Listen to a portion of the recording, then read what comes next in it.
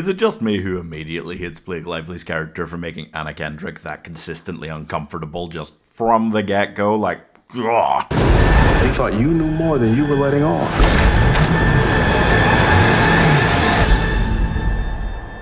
I want to know your secret. Quand j'étais petit. You have to love this kind of quiet thriller. It feels like one of those genres that's almost exclusively reserved for foreign films, right? So when you find one in English that you can really sink your teeth into, even if it's just trashy nonsense, you gotta love it. And I mean, Blake Lively and Annakendrick and Henry Golding, how could you not love it? A Simple Favour stars Annakendrick as a streamer mom, single mom, working mom. Also, she is somehow the better person out of their two characters and yet simultaneously commits both incest and adultery. And might be responsible for her brother and husband's deaths. It doesn't matter. Anyway, so she meets Blake Lively, who is another mum, but not a happy one, not at all. And she's holding some desperate dark secrets. You know, if you make a new friend and they scream at you for taking a photo of them, that something is desperately wrong. Anyway, so they get together, they drink martinis, and I think she's being all fancy, and then Blake asks her to look after her child and disappears for days and then turns up dead. But is she? Seriously, I think this is where the Blake Lively rumours about her being mean and awful started, because she is so good at playing this ferocious, bitchy character who you feel like you have to walk around on eggshells in high heels that cost thousands. Like, or she'll destroy you. But it is a character, so come on, guys. So yeah, she's kind of horrible. She vanishes, and then Stephanie starts to get closer to her husband, which I mean is wrong, but also it's Henry Golding, and when I tell you that these two as a couple have such we saw you from across the bar energy, and Annakendrick absolutely has the mousy energy of somebody that those types of people would approach, it just, you know, this film will probably turn your kids gay, but hey, what are you going to do? Blake Lively does go hard in just every conceivable way. I'm not just talking about the dresses and the pantsuits, I'm talking about the cane with the skull on top. Where did that come from? Insane. This has such a weird energy. It feels like that one friend who you're like, oh, are you joking when you say that? Like, I can't tell if that's a joke. That is simultaneously Emily as a character and also the whole film, because it's...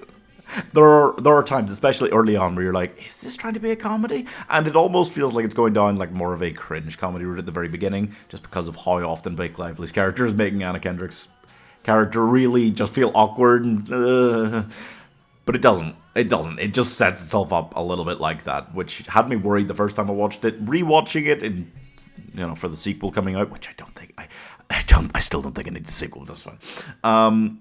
I felt a little more relaxed, I guess, about it, because I knew it wasn't going to be a full-on cringe comedy. I knew it was going to be funny, and I knew that I think just with this kind of film, with this kind of thriller, which is very twisty-turny in the middle and near the end, it's good to know that it's going to stick the landing relatively well, because there are so many films in this genre that just don't, and it's when you're first watching one of these through, you're just worried the whole time that like, oh, this could just collapse into a heaping pile of shit near the end.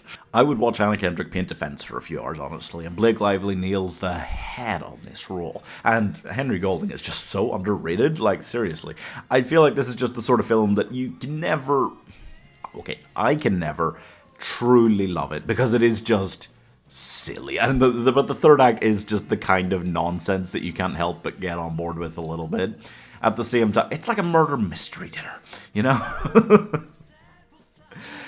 You either, like, get into the vibe or you don't. And you're playing your character like, oh, yeah, this. Or you're playing your character like, hello! Like, the people who play their character like, hello! They're the ones who are really going to enjoy this.